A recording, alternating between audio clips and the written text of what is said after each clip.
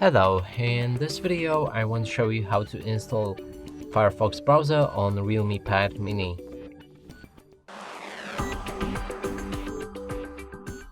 And to do this we'll need to open a Google Play Store. Now let's find Firefox, install it,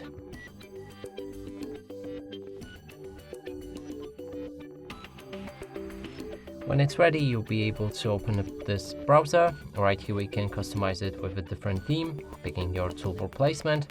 Sign in to turn on synchronization, switch between different privacy protection settings, and read the privacy notice. Lastly, let's click on Start Browsing, open any website, and as you can see, this browser works fine. And that's it for this video. Hope you like it. Please consider subscribing to our channel, leave a like and a comment below.